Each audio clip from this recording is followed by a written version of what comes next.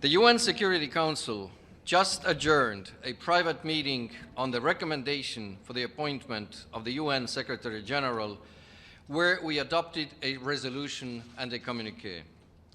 I will now read out the communiqué. At its 8,789th meeting, held in private on the 8th of June 2021, the Security Council considered the question of the recommendation for the appointment of the Secretary-General of the United Nations. The Security Council adopted by acclamation the following resolution. The Security Council, having considered the question of the recommendation for the appointment of the Secretary-General of the United Nations, recommends to the General Assembly that Mr. António Guterres be appointed Secretary-General of the United Nations for a second term of office from 1st of January 2022 to 31st of December 2026.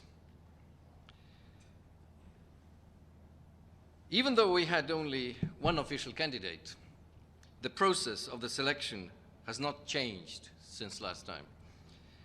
Now we pass on the torch to the UN General Assembly.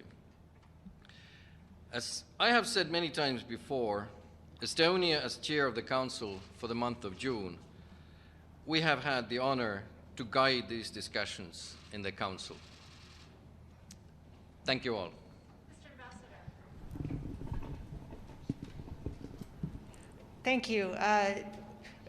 What does it say that there was only one candidate, with all respect to the Secretary General? Was there no one else worth considering, perhaps a woman? Yes, there were other self-proclaimed candidates who were not official candidates, because according to the rules and procedures, only states can nominate candidates.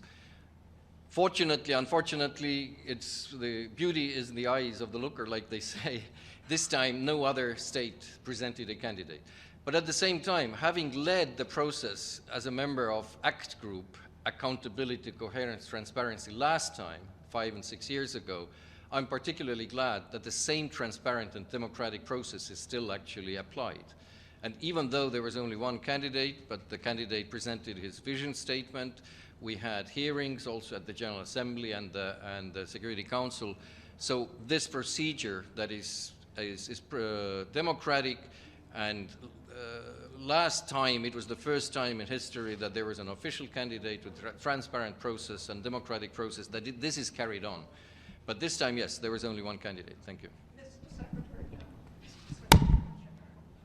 Too early. I'm ahead of myself. Mr. Ambassador, first, all members of the Security Council are also members of the General Assembly. When are you expecting the General Assembly to vote? And could you perhaps tell us what qualities, what characteristics the Council saw in Mr. Guterres to recommend him for a second term? The timeline now is that most probably it will happen in the General Assembly in the morning of the 18th of June. So like last time, the process between the recommendation from the Council and the General Assembly is pretty short. But I think the other part of your question, we have all seen actually the Secretary General in action. I think he has been an excellent Secretary General. He's a bridge builder.